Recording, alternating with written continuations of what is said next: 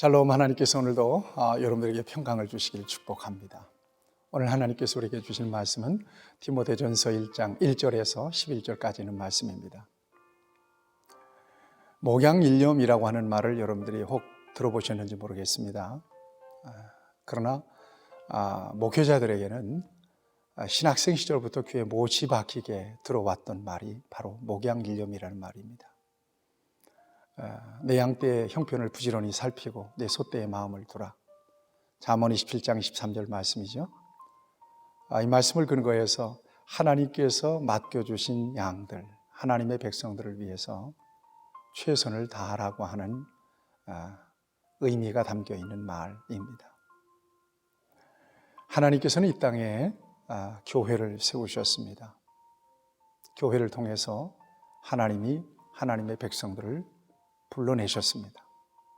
그리고 그 교회를 통해서 하나님의 나라를 경험하게 하고, 그리고 이 땅에서 구별된 하나님의 백성으로서 세상을 변화시키는 일을 위하여, 하나님의 나라를 확장하는 일을 위하여 귀하게 쓰임받도록 했습니다.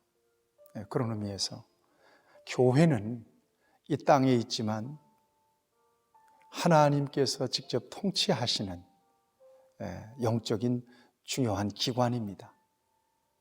그런 차원에서 하나님의 백성들을 가르치고 또 양육하고 또 돌보는 이 일을 집중하는 사람을 목사라고 이야기하고, 또 그 같은 모든 사역을 목양이라고 이야기합니다. 디모데 전서는 목회서신입니다. 목회서신이라고 하면 이렇게 교회를 통해서 하나님의 백성들을 섬기는 데 있어서 필요한 여러 가지 교훈들을 담고 있는 바울의 편지라고 하는 말입니다. 누구에게 보낸 편지입니까? 디모데에게 보낸 편지입니다.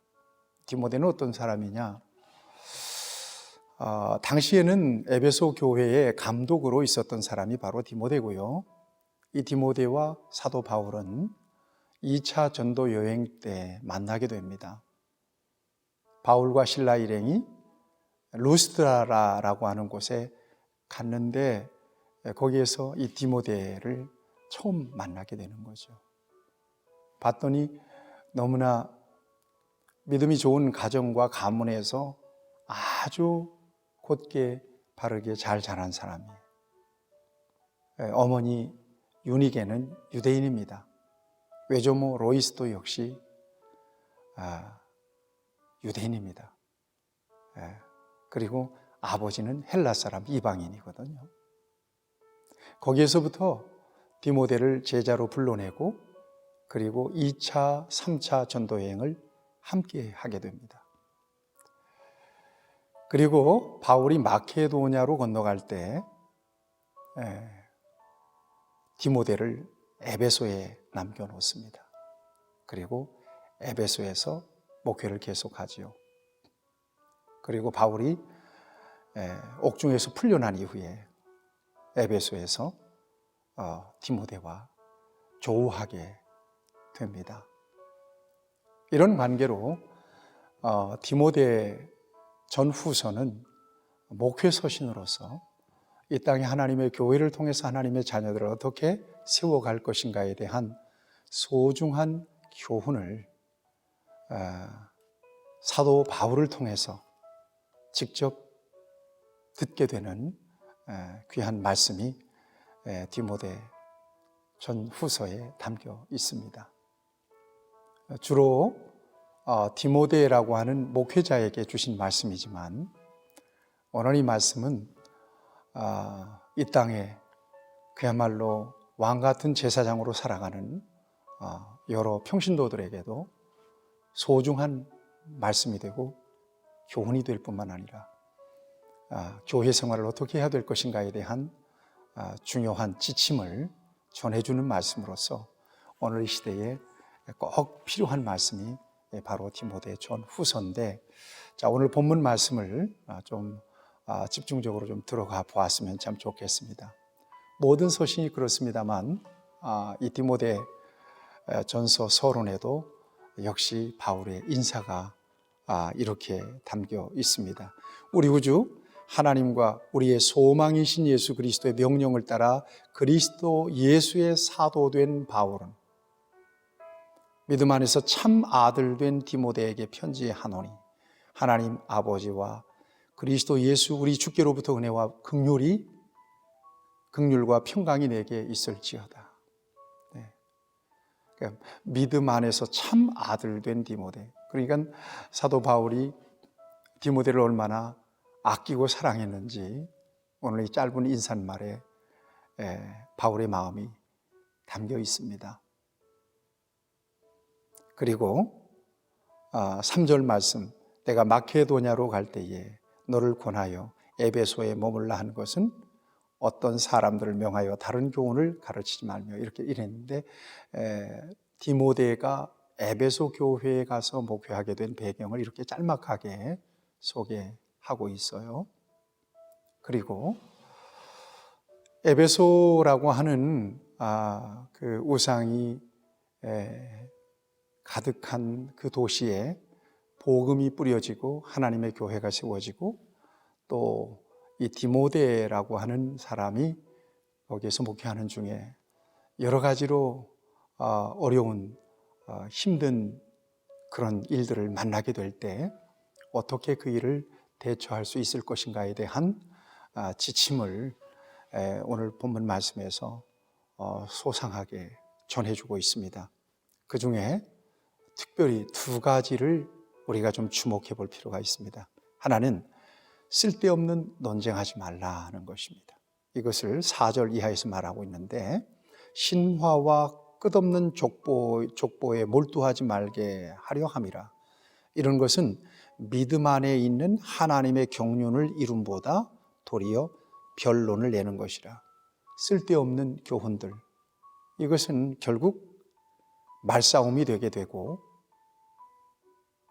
하나도 믿음에 도움이 안 된다. 그러니 이런 쟁론을 벌이지 마라. 이렇게 교훈하고 있습니다. 그 다음에 또 하나는 율법주의자를 경계하라 하는 말씀을 주고 계십니다. 7절 말씀인데요. 율법의 선생이 되려 하나 자기가 말하는 것이나 자기가 확증하는 것도 깨닫지 못하노라. 그러나 율법은 그 사람이 그것을 적법하게만 쓰면 선한 것임을 우리는 아노라. 헛된 논쟁에 빠지는 사람들, 이런 사람들이 대부분 율법주의자일 가능성이 많다는 거죠. 이런 사람들과 논쟁하지 말라는 거예요. 그리고 그들을 경계하라, 이렇게 교훈하고 있습니다. 그러면서 율법이 왜 필요한지, 어떤 사람에게 율법이 적용돼야 하는지에 대해 분명히 말씀하고 있습니다. 8절에서 10절까지는 말씀입니다. 그리고 11절 말씀은 이 교훈은 내게 맡기신 바 복되신 하나님의 영광의 복음을 따름이라. 이게 무슨 말인가 하면, 진정한 교훈이라고 하는 것은 하나님의 영광을 드러내는 복음의 근거를 둔 것이어야 된다는 것이고요. 사도 바울은 이 복음을 전파하는 일에 사명을 맡은 사람이라고 고백하고 있는 것입니다. 교회는 특별한 목적을 가지고 하나님께 세우신 기관입니다. 거룩한 기관입니다. 때문에 복음 이외에 그 어떤 것도 교회를 통해서 행해져서는 안 됩니다. 교회는 봉사하는 기관도 아니고요. 교회는 정치하는 기관도 아니고요. 교회는 친교기관도 아닙니다. 교회는 복음으로 세워진 하나님의 거룩한 기관입니다. 따라서 예수 그리스도의 복음이 하나님의 교회를 주장하도록 만드는 것은 너무나도 중요합니다. 성경을 통해서 하나님께서 우리에게 주시고 싶은 것은 복음이기 때문에 그렇습니다. 따라서 교회를 통해서 여러 가지 많은 일들이, 많은 사업들이 벌어지는데 소위 아디아포라, 비본질적인 일에 하나님의 교회가 지나치게 소모적인 그 사역을 통해서 힘을 소진해서는 안 될 거라는 생각입니다. 복음입니다. 어떤 목사님이 박사들이 많은 교회를 목회하는데 물었습니다. 어떻게 그렇게 많은 박사님들이 계신 앞에서 그렇게 자신 있게 설교를 하십니까? 설교하실 때 떨리지는 않습니까? 그 목사님은 너털 웃음을 웃으시면서 아무 문제 없습니다. 그건 아무 상관없습니다. 왜냐하면 복음 앞에는 세상의 학문, 박사, 이것은 초등학문에 불과한 것이기 때문입니다. 그 말을 듣고 저는 아주 큰 충격과 은혜를 받았습니다. 교회에서는 복음만 얘기해야 합니다. 예수 그리스도만 얘기해야 합니다. 그리고 예수 그리스도, 복음이 교회의 가장 중요한 영적 에너지가 되어야 합니다. 그런 의미에서 오늘 이 디모데를 통해서 경계하라고 말씀하신 헛된 쓸데없는 논쟁, 쓸데없는 논쟁하지 말고 율법주의자들을 경계하라고 하는 이 말씀은 어떻게 하면 하나님의 교회를 통해서 하나님의 백성들을 바르게 세워야 될 것인가에 대해서 사도 바울을 통해서 주신 소중한 교훈이며 오늘 이 시대 속에서도 교회가 꼭 간직해야 될 아주 소중한 가치인 것을 우리가 깨닫습니다. 여러분, 교회를 통해서 예수 그리스도의 복음을 충만하게 누리시고 그리고 교인으로서, 건강한 교인으로서 이 세상에서 맡겨주신 귀한 사명 잘 감당해내시는 여러분들이 되시기를 주님의 이름으로 축복합니다. 살아계신 아버지 하나님, 이 땅에 하나님의 교회를 세워주시고 교회를 통해서 하나님의 나라를 경험하게 하신 것을 감사합니다.